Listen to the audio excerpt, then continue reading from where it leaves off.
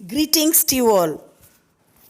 Welcome to Class 10, Unit 7, Prose. Tamil Summary. Prose 7. The Dying Detective. சாகும் துப்பறிவாளர். Arthur கொனான் டாய்லே. பாடச் சுருக்கம். புகழ்பெற்ற துப்பறிவாளர் ஷெர்லாக் ஹோம்ஸ் தீவிர நோய்வாய்ப்பட்டிருந்தார். அவர் உதவியாளர் திரு வாட்சன் அவர் ஒரு கொடிய கிழக்கிந்திய நோயால் அவதிப்படுவதை அறிந்தார். ஷெர்லாக் வாட்சனை தனக்கு அருகில் வரவும் அனுமதிக்கவில்லை. இறுதியில் அவர் ஒரு பண்ணை அதிபரான திரு ஸ்மித்தை அழைத்து வர வாட்சனிடம் கேட்டுக்கொண்டார். அவர் மரணமடைவது நிச்சயம். திரு ஸ்மித் ஷெர்லாக்கிடம் வந்தார். திரு வாட்சன் அடுத்த அறையில் தங்குமாறு கேட்டுக்கொள்ளப்பட்டார். அவர் ஷெர்லாக்குக்கும் ஸ்மித்துக்கும் வாதம் செய்து கொண்டிருப்பதை கேட்டார். அவர்கள் ஸ்மித்தின் உறவினரான திரு விக்டரின் மரணத்தை பற்றி பேசிக்கொண்டனர். ஷெர்லாக் விக்டரின் மரணத்தை பற்றிய முழு கதையையும் அறிந்து இருந்தால் ஸ்மித் அவரை கொல்ல திட்டமிட்டார். ஆனால் ஷெர்லாக் காவல்துறை ஆய்வாளரை உரிய நேரத்தில் பிரவேசிக்க ஏற்பாடு செய்திருந்தார். விக்டரின் கொலைக்காக ஸ்மித் கைது செய்யப்பட்டார். தந்திரமுள்ள கொலைக்காரனை சிறைபிடிக்கவே தான் சாகும் நாடகத்தை நடித்தார். துப்பறிவாளர் ஷெர்லாக் ஹோம்ஸ் தீவிர நோய்வாய்ப்பட்டிருந்தார். அவர் தம் உதவியாளர் வாட்சனை சந்திக்க விரும்பினார். அவர் தாம் தங்கியிருந்த வீட்டு எஜமானியிடம் அவரை அழைத்து வர கேட்டுக்கொண்டார். தன் எஜமானரின் நிலையை கண்டு வாட்சன் வியப்படைந்தார். அவரால் தன் எஜமானரை காப்பாற்ற முடிந்ததா? ஹோம்ஸின் நோய்க்கு பின்னால் அமைந்துள்ள கதையை பற்றி மேலும் அறிய தொடருங்கள். ஷெர்லாக் ஹோம்ஸ் தங்கியிருந்த வீட்டு எஜமானி திருமதி ஹட்சன் என்னிடம் வந்து சொன்னார், திரு ஹோம்ஸ் செத்து கொண்டிருக்கிறார். திரு வாட்சன் அவர்களே, 3 நாட்களாக அவர் நிலைமை மோசமடைந்து கொண்டிருக்கிறது. இன்னும் ஒரு நாளாவது தாங்குவாரா என நான் பயப்படுகிறேன். அவர் என்னை ஒரு மருத்துவரை அழைத்து வரவும் அனுமதிக்கவில்லை. என்னால் காத்திருக்க முடியாது, ஒரு மருத்துவரை அழைத்து வருகிறேன் என்று அவரிடம் நான் சொன்னேன். அப்போ அது வாட்சனாக இருக்கட்டும் என்று அவர் பதிலளித்தார். அவர் நோய்வாய்ப்பட்டிருப்பதை நான் இதற்கு முன் கேள்விப்படாததால் நான் அதிர்ச்சி அடைந்தேன். என் தொப்பியையும் கோட்டையும் எடுக்க நான் விரைந்தேன். காரில் போய்க் கொண்டிருந்த போது அவரிடம் விளக்கம் கேட்டேன். நான் உங்களுக்கு சில செய்திகள் சொல்ல முடியும். ஐயா, ஆற்றுக்கு அருகில் உள்ள ரோத்தர் ஹிதேயில் ஒரு வழக்கு தொடர்பாக பணியாற்றி கொண்டிருந்தார். இந்த நோயையும் தன்னுடன் அழைத்து கொண்டு வந்தார். புதன்கிழமை பிற்பகலில் படுக்கையில் படுத்தவர் அதிலிருந்து கொஞ்சம் கூட நகரவில்லை. 3 நாட்களாக எந்த உணவும் தண்ணீரும் அவர் வாயில் இறங்கவில்லை. நீங்கள் ஏன் ஒரு மருத்துவரை அழைக்கவில்லை? நான் கேட்டேன். அவர் விரும்பவில்லை. அவருக்கு கீழ்ப்படியாமல் இருக்க எனக்கு துணிவும் இல்லை. அவர் உண்மையில் மிகவும் சோகமாக இருந்தார்.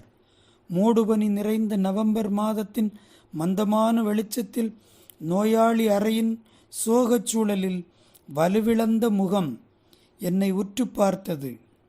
மேலும் என்னை உள்ளம் உடையச் செய்தது. காய்ச்சலால் அவர் கண்கள் பிரகாசித்தன, கன்னங்கள் வீங்கியிருந்தன மற்றும் கைகள் விடைத்தன. துவண்டு போய் படுத்திருந்தார்.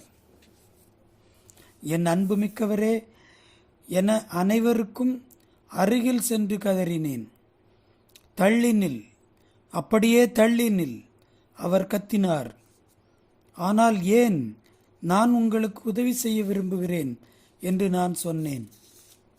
நிச்சயமாக வாட்சன், இது உன் நன்மைக்காகவே, என் நன்மைக்காகவா என நான் வியப்படைந்தேன்.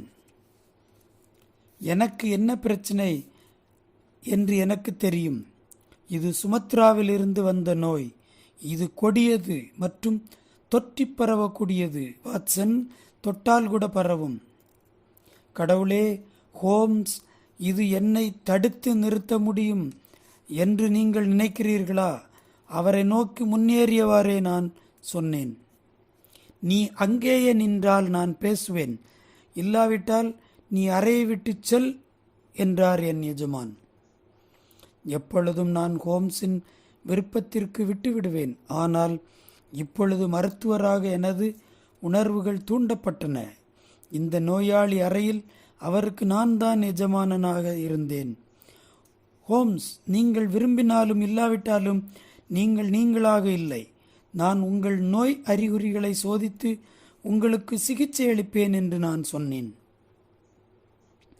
நான் ஒருமுறை மருத்துவரை பெற வேண்டும் எனில் குறைந்தபட்சம் நான் நம்பிக்கை வைத்துள்ள ஒருவரை பெற்றுக்கொள்வேன் என்று அவர் சொன்னார். அப்படியானால் என் மீது நம்பிக்கை இல்லையா என்றார் வாட்சன்.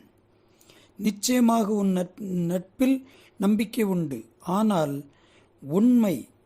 உண்மைதான், நீ ஒரு பொதுநல மருத்துவர், இந்த நோய்க்கான சிறப்பு மருத்துவர் இல்லை என்றார் ஹோம்ஸ்.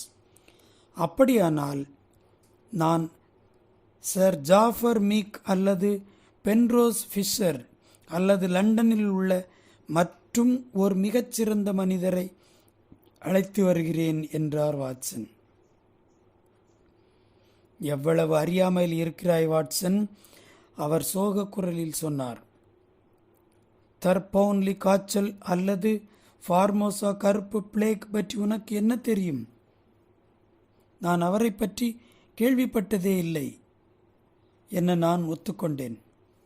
கிழக்கிந்திய நாடுகளில் இந்த நோயில் பல பிரச்சனைகள் உள்ளன. என்னுடைய அண்மை ஆராய்ச்சிகளின் போது அதை பற்றி நான் கற்றுக்கொண்டேன். அப்போதுதான் எனக்கு இந்த நோய் தொற்றியது என்று அவர் சொன்னார். அப்போ நான் டாக்டர் ஐன்ஸ்ட்ரீயை அழைத்து வருகிறேன். கதவை நோக்கி போய்க் கொண்டிருந்த நான் இதை சொன்னேன். சாகப்போகிற ஒரு மனிதன் கதவை தாளிட்டு பூட்டிய இப்படிப்பட்ட அதிர்ச்சியை நான் ஒருபோதும் அனுபவித்ததில்லை. கட்டுக்கடங்காத அளவில் அவர் கூச்சலிட்டார். அடுத்த கணமே மீண்டும் படுக்கையில் இருந்தார். வாட்சன், நீ பலவந்தமாக என்னிடமிருந்து சாவியை பெற முடியாது. இப்பொழுது மணி 4, 6 மணி வரை இங்கே இரு. இது பைத்தியக்காரத்தனம் ஹோம்ஸ், நான் சொன்னேன். இன்னும் 2 மணி நேரம்தான் வாட்சன். அதன் பின் என் தெரிவு டாக்டரை நீ அழைத்து வரலாம். அங்கே உள்ள புத்தகங்களை நீ படிக்கலாம். 6 மணிக்கு நாம் மீண்டும் பேசுவோம். வாசிக்க இயலாத நிலையில் நான் படங்களை பார்த்து கொண்டே மெதுவாக சுற்றி சுற்றி நடந்தேன். இறுதியாக மாடத்திற்கு வந்தேன். அங்கே மற்ற பொருட்களுக்கு நடுவில் கருப்பு வெள்ளை கலந்த நழுவும் மூடிக்கொண்ட யானை தந்த பெட்டி ஒன்றை கண்டேன். அதை நான் கையில் வைத்து சோதிக்க விளைந்தபோது ஒரு பயங்கர கூக்குரலை கேட்டேன். அதை கீழே வைத்துவிடு, உடனே வைத்துவிடு வாட்சன். என் பொருட்களை தொடுவதை நான் வெறுக்கிறேன். உட்கார், என்னை ஓய்வு எடுக்க விடு என்று அவர் சொன்னார். அதன் பின் நான் மனம் உடைந்து குறிக்கப்பட்ட நேரம் கடக்கும் வரை அமைதியாக உட்கார்ந்தேன். அவர் சொன்னார், வாட்சன், உன்னிடம் ஏதாவது சில்லறை இருக்கா? ஆம், நான் பதிலளித்தேன். எத்தனை நாணயங்கள்? அவற்றை உன்னுடைய கடிகார பையில் போடு. மீதி உள்ளவற்றை உன் கால்சட்டை பையில் போடு. நீ விளக்கை ஏற்று, ஆனால் அரை வெளிச்சம் மட்டும். தயவுசெய்து மேஜை மீது சில கடிதங்களையும் காகித தாளையும் என் கை எட்டும் அளவுக்கு வை. இப்பொழுது யானை தந்தம் பெட்டியை என் கை எட்டும் அளவுக்கு மேஜை மீது வை. அதன் மூடியை இடுக்கியால் சற்று நகர்த்து. இடுக்கியை மேஜை மீது வை. நீ இப்பொழுது 13 லோவர் பர்க் ஸ்ட்ரீட் திரு கல்வர்டன் ஸ்மித் அவர்களை அழைத்து வரப்போகலாம். அவரை விட்டு செல்ல நான் தயங்கினேன். அவர் மனக்குழப்பத்தில் இருந்தார். இந்த பெயரை நான் ஒருபோதும் கேட்டதில்லை, நான் சொன்னேன். சரி, இந்த நோயை பற்றிய அறிவு இவருக்குத்தான் உள்ளது. ஆனால் அவர் ஒரு மருத்துவ நிபுணர் இல்லை. அவர் ஒரு பண்ணை அதிபர். சுமத்ராவில் வசிக்கிற அவர் இப்பொழுது லண்டனை சுற்றி பார்த்து கொண்டிருக்கிறார். 6 மணிக்கு முன் நீ போவதை நான் விரும்பவில்லை. ஏனென்றால் அவர் படிக்கும் இடத்தில் நீ அவரை பார்க்க முடியாது. அவரை இணங்க வைத்து வர வைக்க உன்னால் இயலும் என நான் நம்புகிறேன். என்னை எந்த நிலையில் விட்டு சென்றாய் என்பதை துல்லியமாக நீ அவரிடம் கூறுவாய். அவர் சொன்னார், நான் செத்து கொண்டிருக்கிறேன் என்பதை நீ அவரிடம் சொல். அவரிடம் கெஞ்சி கேள் வாட்சன். நான் அவரை வாடகை வண்டியில் அழைத்து வருகிறேன், நான் சொன்னேன். இல்லை, வருவதற்கு நீ அவரை வற்புறுத்த வேண்டும். அவருக்கு முன்னால் நீ திரும்பி வந்துவிட வேண்டும். ஏதேனும் ஒரு சாக்கு சொல்லிவிடு. இதை நினைவில் வைத்துக்கொள் வாட்சன். அறைக்கு வெளியே திருமதி ஹட்சன் நடுங்கிக் கொண்டும் அழுது கொண்டும் காத்திருப்பதை நான் பார்த்தேன். கீழே வாடகை வண்டிக்காக நான் காத்திருந்த போது ஸ்காட்லாண்ட் யார்டு காவல்துறை ஆய்வாளர் திரு மோர்டன் அவர்களை சந்தித்தேன். அவர் சீருடையில் இல்லை. அவர் எப்படி இருக்கிறார்? ஆய்வாளர் மோர்டன் கேட்டார். அவர் மிகவும் நோய்வாய்ப்பட்டுள்ளார் என பதிலளித்தேன். நான் திரு கல்வர்டன் ஸ்மித் அவர்களின் வீட்டை அடைந்தேன். உணவு பணியாளர் வாசலில் தோன்றினார். பாதி திறந்த கதவின் வழியாக பட்லரிடம் நான் வீட்டில் இல்லை என்று சொல்லிவிடு என்று ஒரு மனித குரலை கேட்டேன். நான் சமையல்காரரை வேகமாக தள்ளிவிட்டு அறையில் நுழைந்தேன். பலவீனமான வழுக்கைத்தலை மனிதன் உட்கார்ந்திருப்பதை நான் பார்த்தேன். என்னை மன்னித்து விடுங்கள், நான் சொன்னேன். ஆனால் தாமதிக்கப்பட முடியாத பிரச்சனை இது, திரு ஷெர்லாக் ஹோம்ஸ். அவருடைய பெயர் குறிப்பிட்ட மாத்திரத்தில் அந்த மனிதனிடம் வித்தியாசமான மாற்றம் ஏற்பட்டது. நீங்கள் ஹோம்ஸிடம் இருந்து வந்துள்ளீர்களா? அவர் எப்படி இருக்கிறார்? அவர் கேட்டார். அவர் மிகவும் நோய்வாய்ப்பட்டுள்ளார். எனவேதான் நான் வந்துள்ளேன். திரு ஹோம்ஸ், அவர்களுக்கு உங்கள் மீது உயர்வான எண்ணம் உள்ளது. மேலும் அவருக்கு உதவி செய்யக்கூடிய ஒரே மனிதர் லண்டனில் நீங்கள் தான் இருக்கிறீர். அந்த குட்டை மனிதர் வியப்பிற்கு உள்ளானார். ஏன்? அவர் கேட்டார். ஏனென்றால் கிழக்கிந்திய நோய்களை பற்றிய உங்கள் அறிவுக்காக நான் பதிலளித்தேன். அவருக்கு இது எப்படி வந்தது? அவர் கேட்டார். நான் அவரிடம் அனைத்தையும் கூறினேன். அவர் புன்னகையோடு வருவதற்கு சம்மதித்தார். எனக்கு வேறு ஒரு வேலை இருப்பதாக பாசாங்கு செய்து நான் அவரை விட்டு விலகினேன். மிகுந்த வருத்தத்தோடு நான் ஹோம்ஸின் அறையை அடைந்தேன். திரு ஸ்மித் வந்து கொண்டிருப்பதாக நான் அவரிடம் சொன்னேன். நன்று வாட்சன், அவர் சொன்னார். ஒரு நல்ல நண்பன் செய்வது அனைத்தையும் நீ செய்துவிட்டாய். இப்போது நீ அடுத்த அறைக்கு போய் மறைந்து விடு. ஒன்றும் பேசாதே, இங்கே வராதே. காலடி ஓசையை நான் கேட்டேன். ஒரு குரல் பேசுவதை கேட்டேன். ஹோம்ஸ், ஹோம்ஸ், நான் பேசுவதை உங்களால் கேட்க முடிகிறதா? ஹோம்ஸ் காதோடு காதாக சொன்னார். திரு ஸ்மித், நீங்கள் தானா? எனக்கு என்ன பிரச்சனை என்று உங்களுக்கு தெரியும். என் நோயை குணப்படுத்துபவர் லண்டன் முழுவதிலும் நீங்கள் ஒருவர்தான். ஸ்மித் கேட்டார். உங்களுக்கு நோய் அறிகுறிகள் தெரியுமா? நன்றாக தெரியும் திரு ஸ்மித். அவர் அறிகுறிகளை விளக்கினார். ஸ்மித் சொன்னார். ஹோம்ஸ், அவைகளும் அதே அறிகுறிகள்தான். பாவப்பட்ட விக்டர் 4வது நாளில் இறந்துவிட்டார். திடமும் உடல் நலமும் பொருந்திய ஒரு இளைஞன். என்ன நிகழ்வு பொருத்தம்! நீங்கள்தான் அதை செய்தீர்கள் என்று நான் அறிவேன், ஹோம்ஸ் சொன்னார். சரி, அதை உங்களால் நிரூபிக்க முடியாது. தயவு செய்து எனக்கு தண்ணீர் கொடுங்கள். ஹோம்ஸ் வேதனையோடு சொன்னார். இங்கே. நான் ஸ்மித்தின் குரலை கேட்டேன். தயவு செய்து என்னை குணப்படுத்துங்கள்.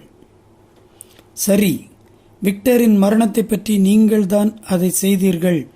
நான் அதை மறந்து விடுகிறேன். ஆனால் என்னை குணப்படுத்துங்கள். அதை பற்றி நான் மறந்து விடுவேன். நீங்கள் மறப்பீர்களோ நினைப்பீர்களோ உங்கள் விருப்பம் போல் ஆகட்டும். என் அண்ணன் மகன் எப்படி இறந்தான் என்பதை நான் ஒரு பொருட்டாக நினைக்கவில்லை. நீங்கள் சீன நாட்டு கப்பல் ஓட்டிகளிடமிருந்து இந்த நோயை பெற்றதாக வாட்சன் கூறினார். வேறு ஏதாவது காரணமும் இருக்கலாமா? என்னால் நினைக்க முடியவில்லை. என் அறிவு என்னிடம் இல்லை. எனக்கு உதவி செய்யுங்கள். ஹோம்ஸ் மன்றாடினார். தபாலில் ஏதேனும் ஒரு பொருள் வந்ததா? ஒரு பெட்டி புதன்கிழமை அன்று? ஆம், நான் அதை திறந்தேன். அதற்குள் கூர்மையான சுருள் இருந்தது. ஒருவேளை வேடிக்கையாக இருக்கலாம். அது இரத்தம் உறிஞ்சியது, ஹோம்ஸ் சொன்னார். இல்லை, அது வேடிக்கை இல்லை. நீ ஒரு முட்டாள். நீ அதை பெற்றிருக்கிறாய். உன்னை என் வழியில் குறுக்கிடச் சொன்னது யார்? உனக்கு விக்டரின் மரணத்தை பற்றி அதிகமாய் தெரியும். உன் முடிவு நெருங்கிவிட்டது, ஹோம்ஸ். நான் இந்த பெட்டியை என் சட்டை பையில் எடுத்து செல்கிறேன். இதுதான் சாட்சியத்தின் கடைசி பகுதி, ஹோம்ஸ் தன்னுடைய இயல்பான குரலில் சொன்னார். விளக்கை அணைத்துவிடு, ஸ்மித். ஆம், செய்கிறேன். அப்போதுதான் உன்னை நன்றாக பார்க்க முடியும். அமைதி நிலவியது. அதன் பின் தான் ஸ்மித் பேசுவதை கேட்டேன். இதெல்லாம் என்ன? வெற்றிகரமான நடிப்பு, ஹோம்ஸ் சொன்னார். 3 நாட்களாக நான் எதையும் சுவைக்கவில்லை. உணவும் இல்லை, பானமும் இல்லை. வெளியில் காலடி ஓசை கேட்டது. கதவு திறந்தது. நான் ஆய்வாளர் மோர்டன் குரலை கேட்டேன். கொலை குற்றத்திற்காக நான் உங்களை கைது செய்கிறேன் என்று அவர் சொன்னார். உங்களுக்கு தெரியுமா? Joseph bell. இவர் ஒரு மருத்துவ விரிவுரையாளர். இவருடைய நோய் அறிகுறிகளை கண்டறியும் துப்பறியும் அணுகுமுறை ஷெர்லாக் ஹோம்ஸ் பாத்திரத்தை படைக்க ஆர்தர் கோனான் டோயிலுக்கு உந்து சக்தியாக இருந்தது. நம்முடைய வரலாற்று காலக்கோட்டில் ஸ்காட்லாண்டின் விரிவான சித்திரத்தின் அடிப்படையில் அமைந்தது. ஜோசப் பெல் எடின்பர்க்கில் பிறந்தார். அப்படியானால் சர் ஜெஸ்பர்ட் மீக் அல்லது பென்ரோஸ் பிஷர் அல்லது ஹோம்ஸ் நான் கொண்டு வருவேனாக. திடீர் தாக்குதலுக்கும் கலகலப்புக்கும் அந்த தொடர்ந்து இரும்பு உரசும் சப்தமும் திடீர் வேதனை குரலும் இருந்தன. கைவிலங்கு ஓசை கேட்டது. ஹோம்ஸ் என்னை உள்ளே அழைத்தார். நான் வருந்துகிறேன் வாட்சன். நான் உன்னிடம் கடுமையாக நடந்து கொண்டேன். உன்னுடைய மருத்துவ திறனை குறைத்து மதிப்பிட்டேன். அது ஸ்மித்தை இங்கே வரவழைப்பதற்காகத்தான்.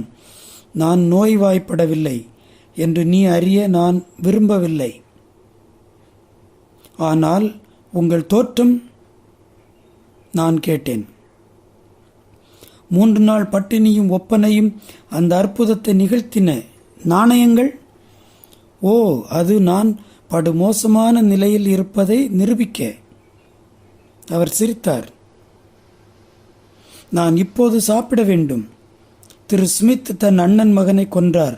சிறை தண்டனையை தவிர்க்க அதேபோல் என்னையும் கொல்ல விரும்பினார். நான் இப்பொழுது சாப்பிட வேண்டும், வட்சன். சிம்சனில் சத்தான ஏதேனும் கிடைப்பது அரிதானதல்ல. மிக்க நன்றி வட்சன், அவர் சொன்னார். ஆசிரியர் குறிப்பு: சர் ஆர்தர் இக்னேசியஸ் கோனான் டோயல் ஒரு பிரிட்டிஷ் எழுத்தாளர். குற்றக்கதைத்துறையில் மயிர்கற்களாக பொதுவாக கருதப்படும் ஷெர்லாக் ஹோம்ஸின் பாத்திரமாக கொண்ட துப்பறியும் கதைகளுக்கு மிகச்சிறந்த வரமாக அறியப்பட்டவர். டோயில் புகழ்பெற்ற துப்பறிவாளரை கொண்ட 46 சிறுகதைகள் எழுதியுள்ளார். இக்கதை உண்மையில் மருத்துவ நிபுணராக இருந்த டாக்டர் வாட்சன் என்ற பாத்திரத்தால் வர்ணிக்கப்படுகிறது. 1887 ஹோம்ஸ் மற்றும் டாக்டர் வாட்சனையும் பற்றிய 4 நாவல்களில் முதலான எ ஸ்டடி இன் ஸ்காட்லாண்ட் வெளியிடப்பட்டது. மேலும் புகழ்மிக்க துப்பறிவாளரை வைத்து 50க்கும் மேற்பட்ட சிறுகதைகள் டோயல் எழுதியுள்ளார். ஷெர்லாக் ஹோம்ஸ் கதைகள் கற்பனை கதை உலகில் மைற்கற்களாக பொதுவாக கருதப்படுகின்றன. இவருடைய குறிப்பிடத்தக்க படைப்புகள் ஷெர்லாக் ஹோம்ஸ் கதைகள் மற்றும் இழந்த உலகம் ஆகும். Voice credits Mr. T. Srinivasan, PGT, Government Boys Higher Secondary School, Pudupettai, Kadalur. Hearty thanks to all the subscribers and viewers. I owe a lot to you.